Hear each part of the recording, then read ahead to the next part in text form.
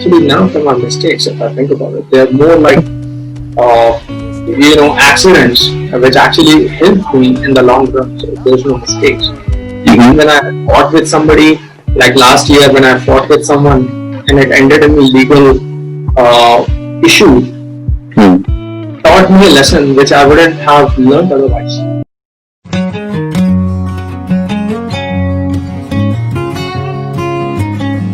Hello, everyone. Welcome to yet another episode of Life Loosened Up.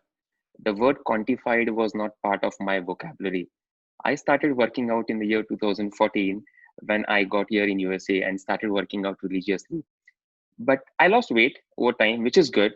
But somewhere I felt I was not doing it right.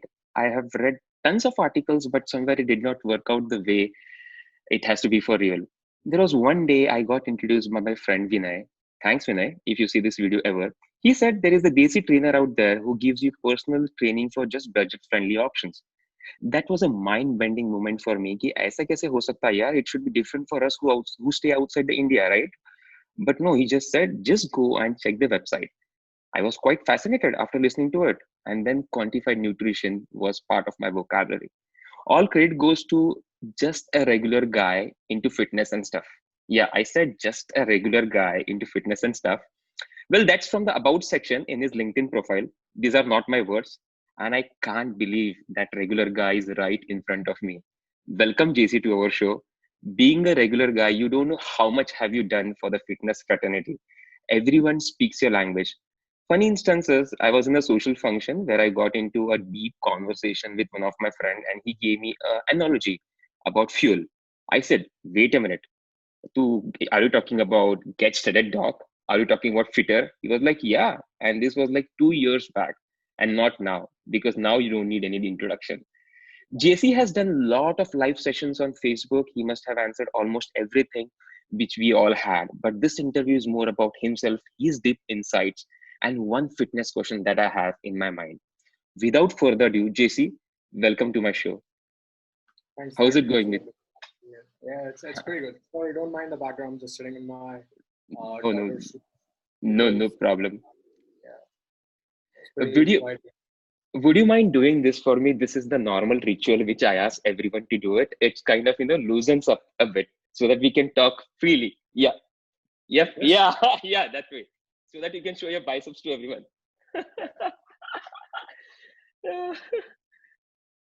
That's it. Thank you so much, JC.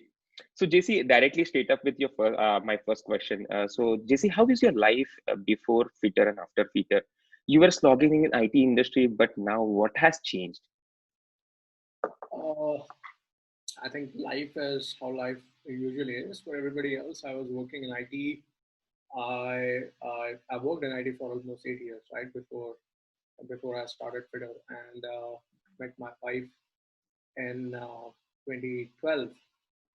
Uh, that's when I was working at IBM, and it was kind of challenging. I think at that point of time I had roughly around 4+ years of experience, and then I was working as a ERP consultant. Uh, Sadly, the job involved multiple shifts, so I would wake up some days 5 in the morning. Sometimes I'd work at night, and I was staying in Marathalli. So Marathalli Mm-hmm. and uh, IBM was in Manyata Tech Park, which is like almost 50 to 60 kilometers. Right. So I wake up and I'll drive there, and sometimes it will take 1.5 hours, sometimes it will take two. So Mm-hmm. 4 hours and just going to and fro to the office, sometimes in morning, sometimes during night. Didn't enjoy that, but that's how it is, right? You have to run your house, you have to take care of the expenses, you have to put the food on the table. So that's how my Yep. life is. Awesome. Awesome. So, do you like South Indian food, JC? I mean, being in Marthali and being in Bangalore. Yeah, can't complain really. I mean, I'm not much of a foodie. I used to be a very good foodie, but not really a foodie for the outside food. Like Mm. I eat anything and everything, and there's no particular choice. I Right. just like to eat a lot, So I have a big appetite, and that's why I was Wow. back when I was a kid. I just eat so much, um, you know. But luckily, over a period of time, I've developed good sustainable habits which allow me to eat a lot, but at Right. the same time, not exceed my calories. I think that's the key here. So Awesome. now still I eat a lot. I eat a heartful, but I don't eat like throughout the day. I just eat 2 to 3 meals, Right. very heavy in protein and carbs. So Right. this keeps me full. Drinking more water, so that helps. Awesome. So, JC, you say you are an accidental entrepreneur. Did you not envision having a big company back then when you created a WhatsApp group of 5 people?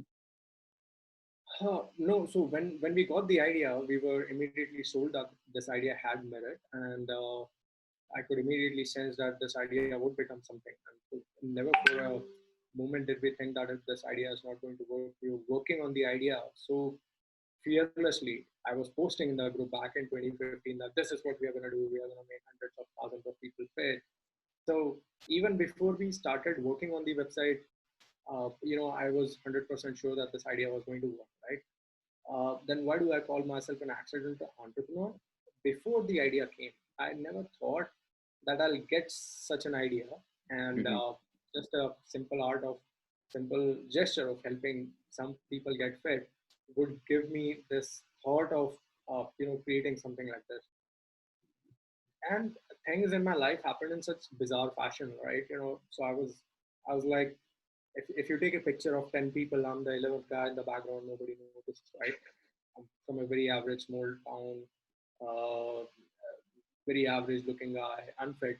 To be very honest, I always felt ugly throughout my life. And so, I'd always be the shy guy who's always in Hmm. the background, not talking to anybody without any friends. And so nobody really expected me. And, so deep down, you always feel like, yeah, this is not who I am. I'm not living up to my potential. There's definitely something more to it. Hmm. But somehow you're convinced by the society that this is your place, this is who you are, and that's what you're going to do, right? So Hmm. it's like I was trapped, Hmm. right? So my whole life I was trapped, and I think when Fittr happened, it kind of liberated me, and so my life is defined. Some of my life defining moments uh, were actually accidents. So be it my fight with some local goons in Mumbai, to multiple such incidences. There's like my life has been defined from one accident to another, and that's why I say that I didn't do this thing; it just happened. A lot of things in my life were not planned; they just happened. Ah, yeah. Oh, nice. Awesome. So, my third question is, JC, how do you deal with negative comments in social networks? I'm not saying like who is wrong, right and who's wrong, but there is difference in opinion everywhere. I'll tell you an example. When I get scared to out loud my opinion to crowd sometimes because I know my opinions are not conventional per se. So, Okay. I am scared that, I will end up in a big spat or something like that. And I keep on overthinking if I write somewhere on the social networks. Yeah, I just feel what if people talk negatively about it? So how do you deal with it? Yeah, Because I have seen you a lot in social networks. I think everybody has that inhibition. All of us we are scared of the ill side of social media, the scary side of social media. And I faced a lot of negativity. There were times when I would just fight with random strangers on social media, and I'd lose my sleep over it. I think over a period of time, you learn to pick your fights. You learn to build that safety net around you. You learn to build that comfort zone. You learn about how to deal with negative people. So it's just something that you learn over a period of time. And sadly, it's something which cannot be taught. You have to go through it, feel bad, sometimes get into problems to realize that maybe this is a dangerous thing. This is something which can Mhm. end my career and Right. like this thing. And so I have to be just more mindful. And there have been certain instances. There was a very bad fight with one lady over some magical stuff and all that, and that resulted in some big complex legal issues. So Oh. I think that also gave me a perspective. Like, look, maybe it's not worth picking these kind of stupid fights. And so since then, I've mellowed down a little bit. I make sure that I don't do anything which can be used against me, even today or in future. Plus, I think people don't care about your personal issues. People don't really care if you're feeling good or feeling bad. because at the end of the day, everybody is going through the same shit, right? So why do you Mm, want to add on to that? mm, I think what you can do is, keep your personal stuff personal when you're going out there in social media. Just try to infuse as much positivity as you can. mm-hmm, Because honestly, like people will care if you're really a celebrity or some big deal. But over a period of time, even they will get bored, right? So they want to learn. Everybody wants to learn and grow. mm-hmm, Nobody wants to sit in a corner and cry, right. right? So what's the point of telling all the negative stuff or bad Mm, things or ranting on social media mm, if there's an opportunity for you to engage them in learning mm, positive behavior? And the more you do this positive kind of a stuff, you mm, realize that it is not just affecting them, it is also mm, affecting you. Now that I only focus on positivity, mm, I realize I'm I don't care about negative people anymore. It's much mm, more easier for me to deal with those kind of people. mm. So it's it's I think it's a choice that you Mm-hmm. make for yourself, and so that's about it. Nice. So talking about positivity and mindfulness, so do you practice any kind of spiritual activities, sir? Like, do you have any proper agenda in the entire day, like like meditation or something like that, that kind So of helped you? yeah, so my problem is I'm not a good listener, or listener as in I don't do something just because somebody tells me. I'm a sucker for that. If somebody tells me do meditation, I'm gonna ask him 50 questions about why should I. If Wow, somebody awesome. says you should practice mindfulness, I'd ask him why should I. So unless Mm, until I feel the need for doing that, I don't do any such thing. And to be very honest, I'd say I'm pretty happy. I'm pretty content with whatever I'm doing. And nice. since I've started Fittr, whether I'm feeling sad or happy, I like everything. Like just like you don't just watch romantic movies all the time, you also watch thriller movies, you also watch horror movies, and it's a different kind of experience.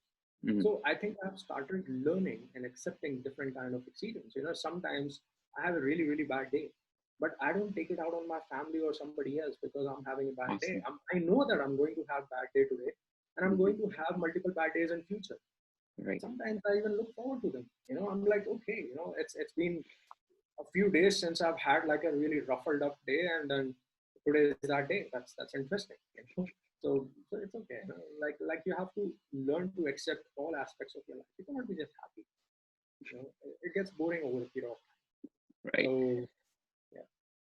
Which is So the romantic movie you watched, sir? Sorry to cut you. I mean, no, no. So coming to your question, no, I don't practice meditation or you, mindfulness. I just take very long showers, and I just stay in the shower if I have some heart pressing, who am I, existential questions. I just answer them all in the middle of shower itself. nice. How much time? I mean, would you mind if I ask you how much time do you spend in shower? That's Yeah, your minimum question. 35 to 45 minutes. Nice. Looks like you have lot of shower thoughts, right? Yeah, yeah, I'm in shower. And sir, which is a romantic movie which you have watched recently? No, yeah, I think I'm done with romantic movies. I don't think I've watched any romantic movie in not just yet. I think a couple of years also. Plus I don't have any, like, what do I look forward to? I have an extremely loving and caring wife. I have a very very sweet daughter. So now my expectations in terms of love, in terms of romance, is that like what do I look forward to? Sometimes people watch movies and they think, यार ऐसा होता तो कितना मजा होता. I don't have those expectations. Because I believe that I have the best wife in the world. I have the best daughter who loves me so much that I Nice. feel we have the best movie Right. at home. So Awesome. I watch somebody else's movie about how these guys are loving and falling in love with each other. I think we have the best series. Fantastic answer. So, I mean, talking about wife, sir. So, when you started developing this website, your wife thought that you lost your mind. How did you deal with it? Oh, look, my wife is actually a very different kind of a person. Okay, like she has to be the coolest person in the world. As in, she doesn't give a shit about anything, about Wow. anything. Which means that if I'm doing something, she'll ask me, "What are you doing?" And I'm like, "I'm doing that." She's like, "Okay." That's how. And if she's concerned, she'll tell me, "Don't do this. Don't you think you should do this?" And I'm like, "No, this is important." Okay, that's how. Look, it's been 7.5 years, right? And we don't even feel like we are married to each other. It's like that. Okay. Wow. So she doesn't interfere. She's not like a wife kind of a wife. She's just a cool person who I'm staying with, and I'm very very, what do you say? I'm habitual to her, So Mm. our love has moved to a level where we are like more. It's like we are just two individuals who can't stay without each other, kind of a thing. We just love the company of each other, and we don't feel like we are married or husband or wife. Just two individuals who have amazing understanding, amazing coordination, amazing rapport. Like we crack jokes on each other and all those kind of things. We flirt and all those. So Wow. just There is a lot to learn from you, JC. You have to write a romantic book too. That maybe even we'll learn from it. and it's nothing like those romantic movies. I know. But at least we can name a romantic book on it so that people will go for it, fall for it, and then they'll start reading for it. Yeah, this is something which we should have done before. Do you think I should turn on my lights, because I think it's getting dark out there? Sure, you can do it.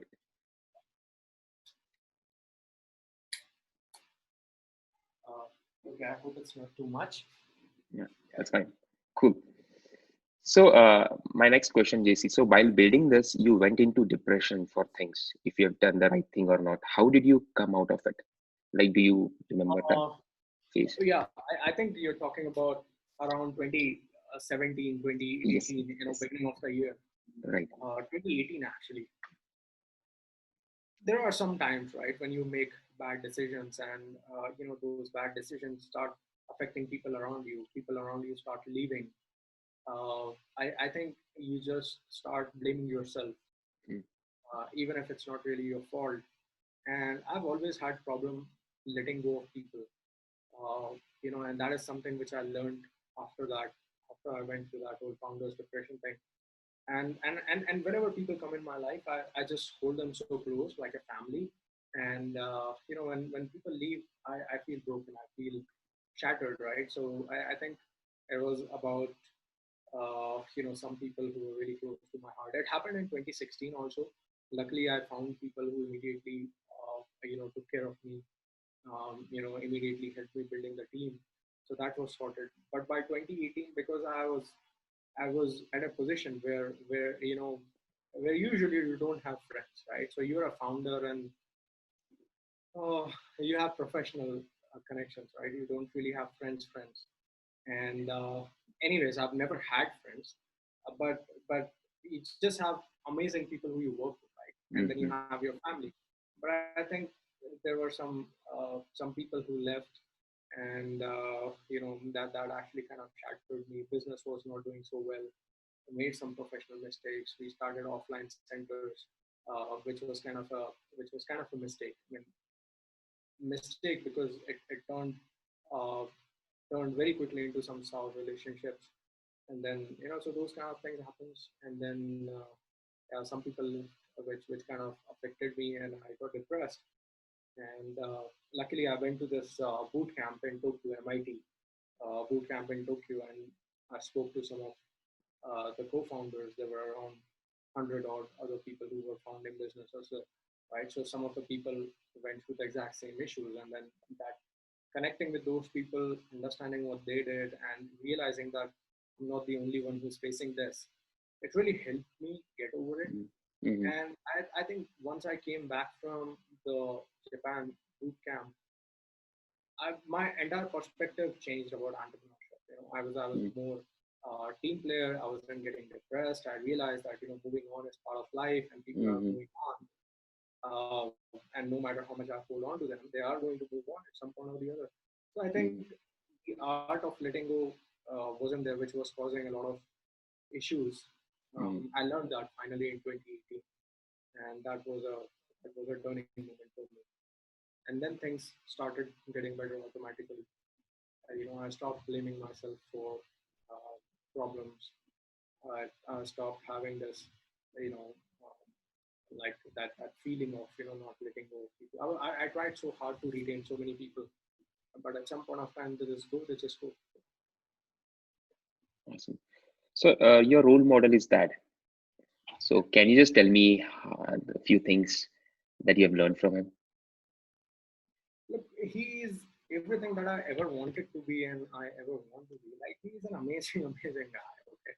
And even though me and my dad, we like when we grew up, when I grew up, right? I didn't have like a very, very, I'd say, kind of a lovable relationship with my dad because he was a man filled with integrity. He was an achiever. He was somebody who everybody looked up to, and I was just a very average, very poor, very very kind of like a last bencher kind of a boy, right? So Mm, I never could look into my dad's eye and say, Dad, I'm going to make you proud someday. So I always regarded him very highly, and my dad never really bothered me. mm, He never told me that I'm not doing enough or any of such thing. I remembered that every time I failed, my dad was always there. you know and every time anybody failed, my dad was just there. He was like, whatever happens, I'm going to be there. So I think it was my own guilt of not being able to do enough and not being able to fill in my dad's shoes, which came out so badly that I actually didn't have a very lovable relationship with my dad. I mean, we barely talk, right? So I would always confide in my mother compared to my dad. But now when I see his entire life, started in front of my life, how he sacrificed so many things, how he sacrificed his own personal ambitions just to make sure that we get a proper education, how he took care of his entire family even when his dad died at a very early age. All those things, and it's the value system, right? And uh, standing up for strangers. I remember 3.5 years back, there was this girl on the street, and some guy, very tall, 6 feet tall guy, started harassing that girl. And my dad wakes up early in the morning, about 5:30, 6 a.m. in the morning. mhm. He saw, and he ran after that guy in order to save that girl. And the guy broke his arm, and my dad still was fighting with him with one arm. That's the kind of guy he is, and he's 60 years old. So Oh, and I don't see any more people out there today, doing that. And so I just love him. He's an amazing guy. He's very cheerful. He's never talking bad about anybody. He always lights up the room. So he's an amazing guy, filled awesome, with sir. positivity, always looking to make things better. Awesome, I've, awesome. I've never seen him, like complaining about anything. He's a kind of a guy who will stand up and fix stuff. You know, Mm, everybody will complain to him. He will never complain to anybody. And so I don't really know if, I don't think my dad has ever opened up to anybody. He's such a cool and calm guy. And so I just look up to him. so what about you, sir? I mean, do you open up? Do you feel that? I mean, you open up completely? Well, I think sometimes some people need opening up. I don't Mm, feel the need for opening up. I'm an open book anyways, right? So my life is right there for anybody to see what happened. And to be very honest, I have so much to be grateful for and so little to be complaining about mhm, that it does not make sense. If I complain, what are people who are actually going through shit are going to do, right? mhm. With everything that's happening, if I'm the one complaining, that's very shameful. Yep, yep, yep, So no yep. matter what I'm going through, no matter what I go through, I'm always really there to help people. I'm not the Mm, one who's going to mm, go out and ask for help mhm, because that's something neither my dad did, and somehow it does not come very naturally to me. mhm. I've never asked for anybody's help. I've Yeah, just realized I've never asked for anyone's help ever. Never even took somebody's 10 rupees. You know, yep, and yep. even when my co-founders invested in the company, Mm, they were given equity. So I've never mm. taken किसी से उधार कभी नहीं लिया मतलब. Awesome, sir. Awesome. So can and now now that you're talking about co-founders, can you tell me how did you handle the situation when you fired Mr. X and five of your employees who were secretly planning to open a new company in Fittr? I didn't really do anything to handle that situation. I think the situation could have been handled in a much better way. Uh, So I didn't really do anything. The situation evolved and it turned so bad that it put me in depression for multiple days. Some of my people who I deeply loved, they left the company, and then naturally some new people came in, filled in the shoes of those old people, and I guess it was all part and parcel of this thing. I was also dealing with my back injury. So many things were happening in parallel. Now, when I think about it, I have a very hazy picture of how it all unfolded, Mm-hmm. but definitely not something uh, pretty.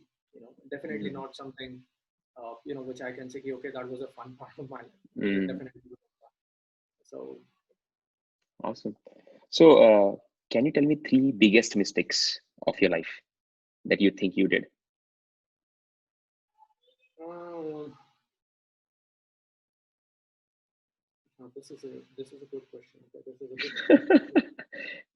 I think about the mistakes and then I realize that actually none of them are mistakes. If I think about it, they're more like uh, accidents which actually helped me in the long run. So there's no mistakes.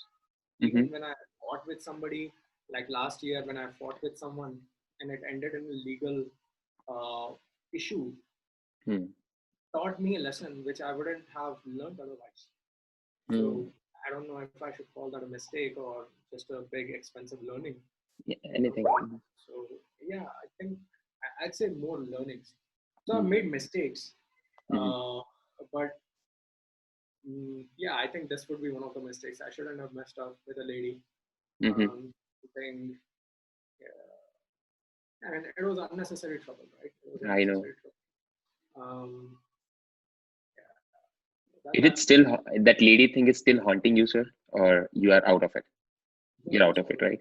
Awesome. I thought of it even then because it was my legal team who was dealing with it right I now. know.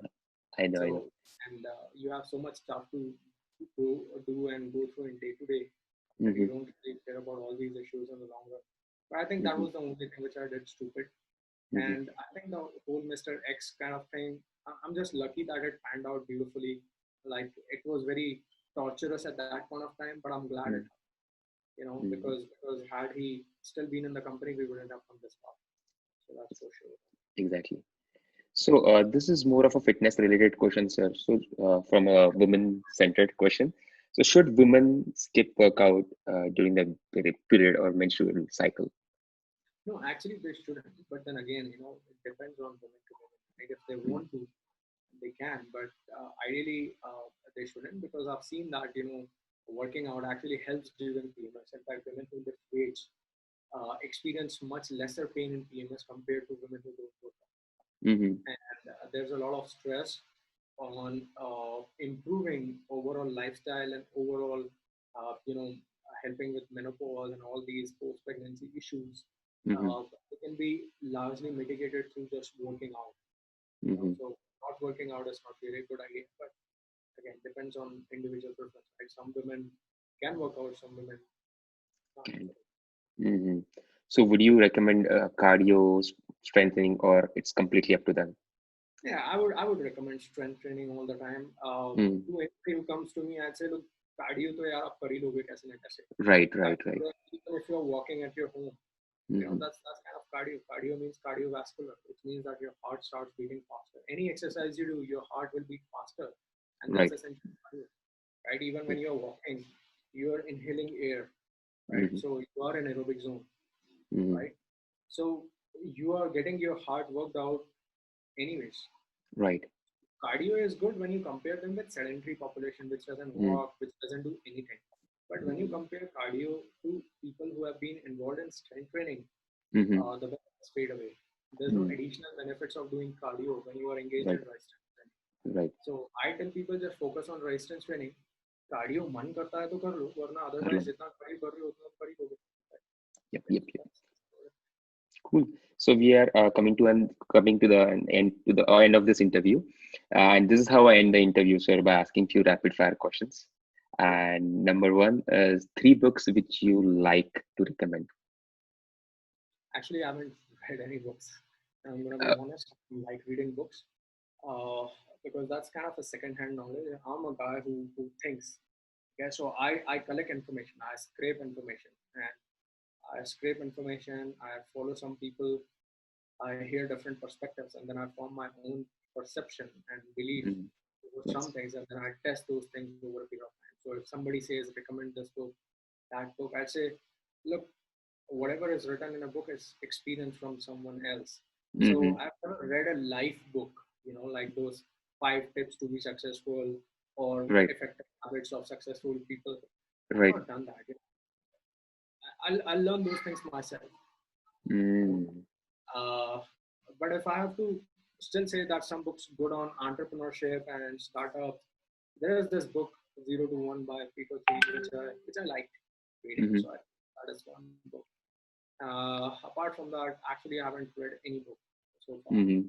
and so I just like to scrape internet for information. I, Mm-hmm. I just read a lot, but not from books. Like I can't read from books. I I see. watch a lot of YouTube videos. I watch a lot of movies. I watch a lot of documentaries. Right. I go through a lot of researches if I have to, and I Mm-hmm. know how to research, work with a lot of scientists and scholars. So those are the kind of things I'm interested in. I also play a lot of video games, if that helps. Mm-hmm. So I think, and I love watching, all the sci-fi series. So Awesome. those just help. But I'm not a avid reader of books. Like I don't have a collection of books. Uh, one line, one line polite sentence to gym gossipers if they disturb you while working out. Just one line.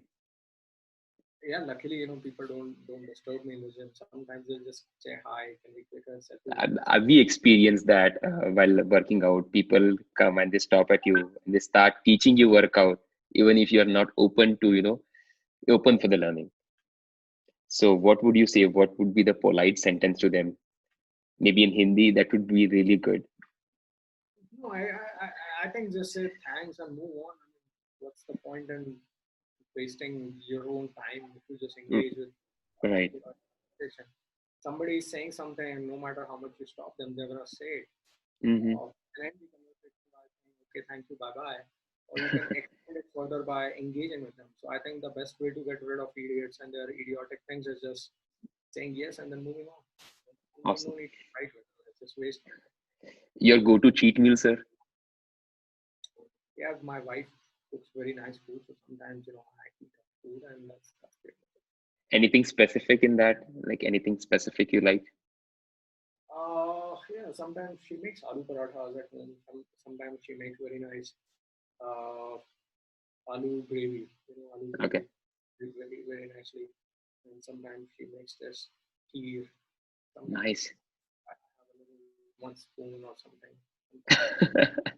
And reading or listening? Sorry, what? Reading or listening?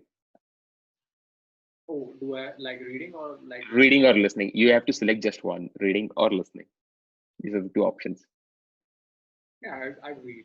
I read. you like. Mm.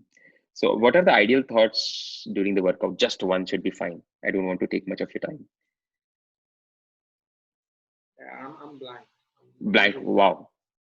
And what do you listen while working out? Like, do you follow any specific uh, No, songs or actually, something? so I pretend like I'm listening to something, but there's nothing playing.